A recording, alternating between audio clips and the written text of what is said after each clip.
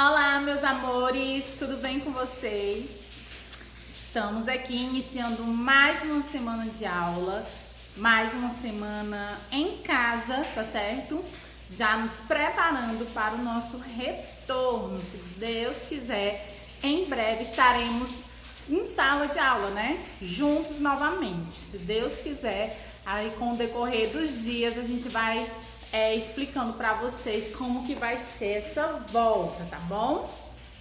Hoje na nossa aula de português e caligrafia, tá? Português, nós vamos ver sobre tempo de brincar. Por que que as crianças têm que ter tempo de brincar? Já que as crianças têm que ficar só estudando, só em casa, fazendo outras atividades que não sejam brincar, ou as crianças têm que ter tempo para estudar? Aliás, para brincar. Sim, né? Brincar é uma diversão, sim, na companhia dos amigos ou sozinhos, né? As brincadeiras garantem a alegria e nos ajudam a crescer fortes e saudáveis. E além disso, as brincadeiras são muito boas para o desenvolvimento psicológico da criança, além do desenvolvimento motor, né? De como as crianças se desenvolvem, as suas habilidades, né? Motoras, a forma de escrever, a forma de andar, de pular. Tudo isso, a brincadeira ajuda a criança, tá? A desenvolver. Aí no livro de vocês, ó, nós temos algumas crianças brincando, tá? E aí tem assim: o que as crianças retratadas nesta foto estão fazendo? É bem óbvio, né? Elas estão brincando, tá? E, na sua opinião, por que que é importante brincar, né? Além da diversão, eu já expliquei, já falei, acabei de falar que a brincadeira, ela ajuda no desenvolvimento da criança, né? Tanto o desenvolvimento físico como psicológico, tá bom? Na próxima página do livro de vocês, nós vamos aprender uma brincadeira aí, ó. Como é bom brincar? Existem brincadeiras e jogos para os mais diferentes gostos. Para quem gosta de brincar sozinho ou com amigos em casa, ou ao ar livre, sentado ou correndo. Qual é a sua brincadeira favorita? Sua brincadeira favorita tem muitas regras? As regras são fáceis ou são difíceis?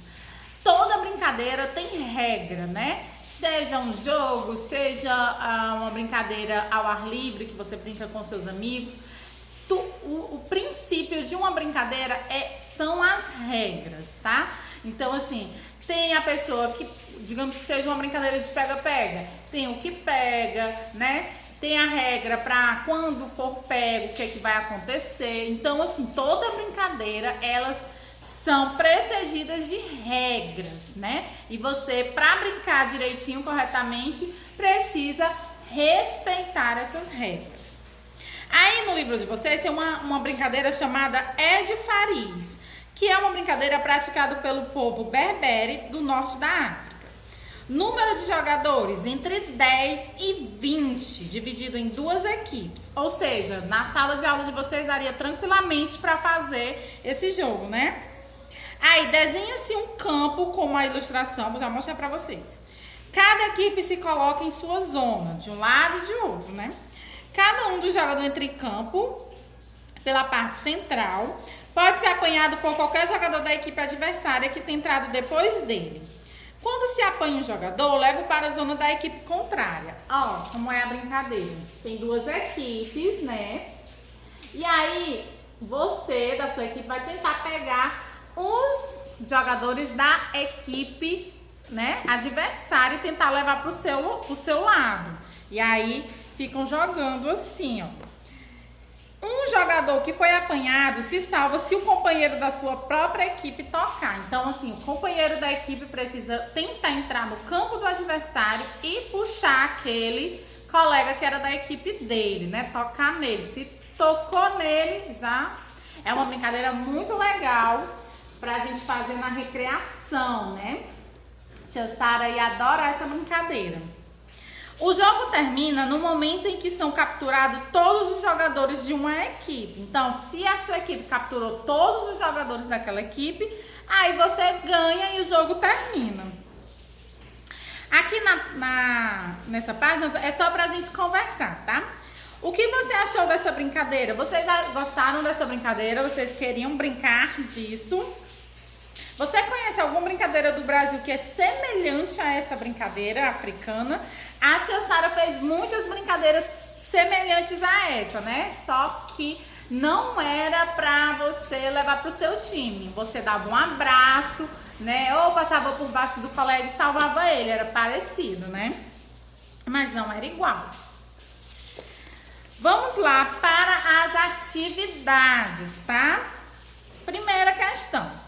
Qual é a origem da brincadeira é de Fariz? Ou seja, quem foi que inventou ou a pratica? Lá na página onde a tia falou, tem dizendo embaixo do nome da brincadeira, né? Que é praticado pelo povo berbere do norte da África. Então, quem a inventou? Povo berbere.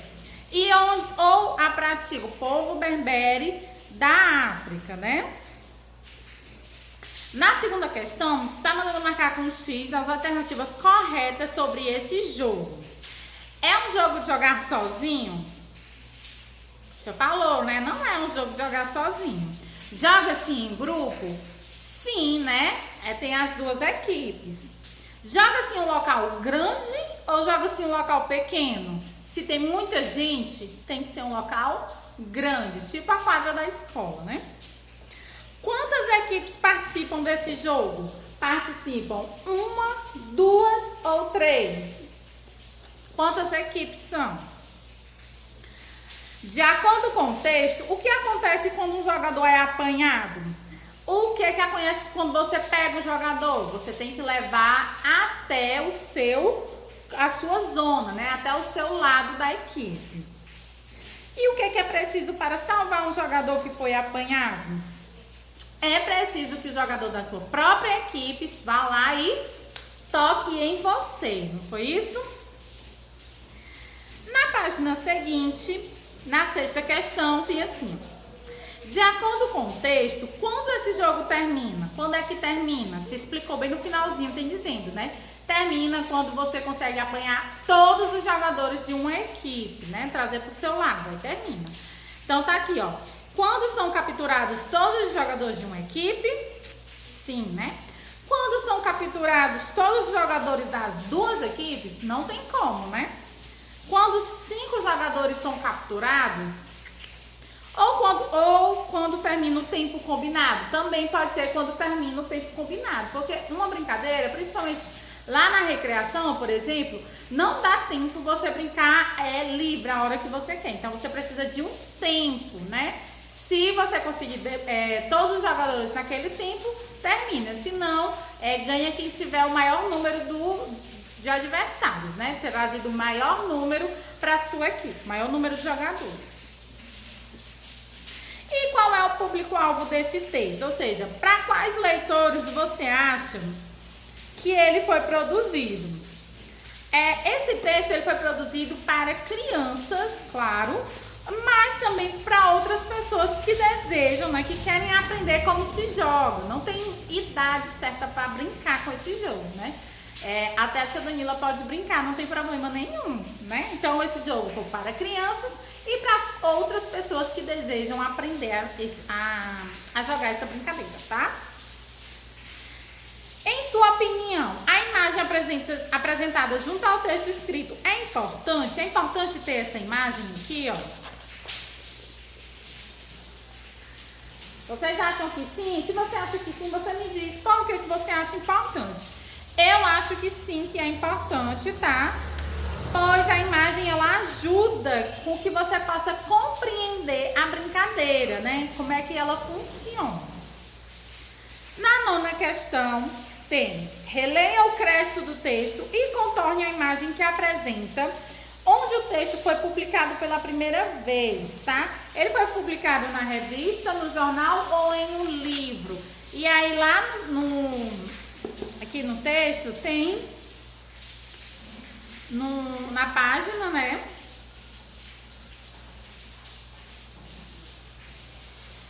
Aqui, tá aqui atrás, ó, mostrando onde que ele foi publicado, tá certo? Tem aqui dizendo, tá? Se foi em um jornal, em uma revista ou em um livro. E vocês vão olhar lá, tá?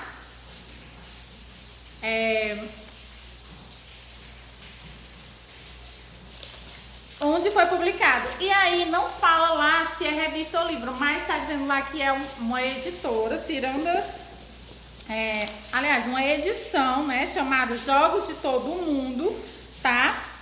Que é da editora Ciranda Cultural. Então, essas brincadeiras foram publicadas em um livro, tá certo? Em um livro, tá? Então, você vai circular aí o livro. Na última página, na 10ª questão, tem assim: o texto de Fariz é um texto instrucional, ou seja, ele dá instruções, né? Para quê?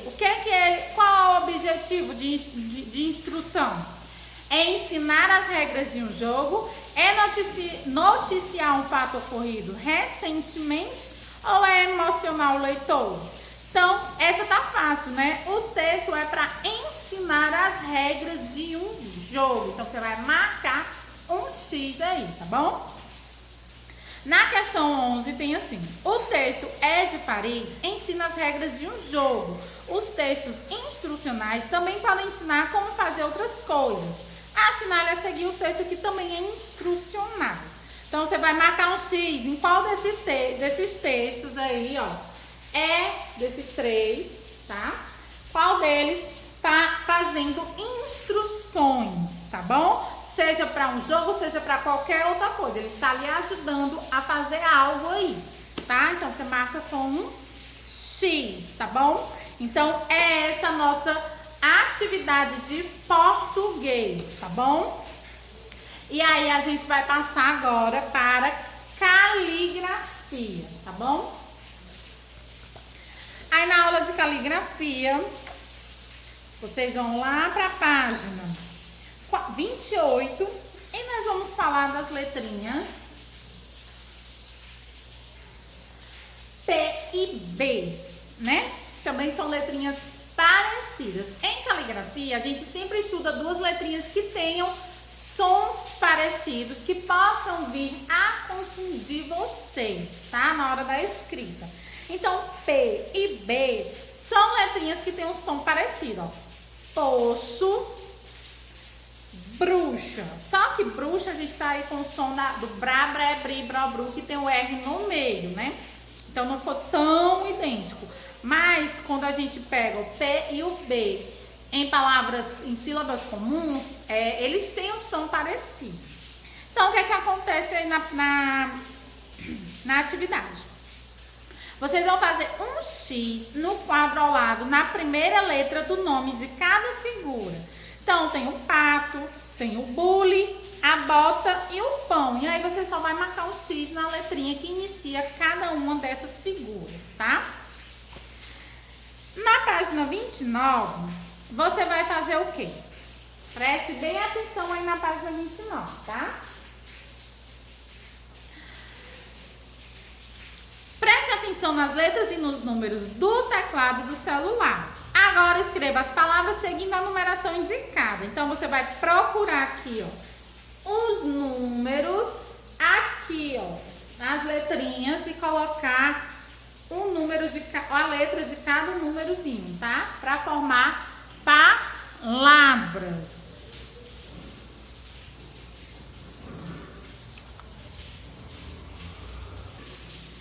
E na última página, tá? O que vocês vão fazer? Aí nós temos as figuras, pente, boné peão e beterraba. E aí vocês vão escrever, tá? Embaralhado. Então você vai organizar as letras e descobrir o nome das imagens.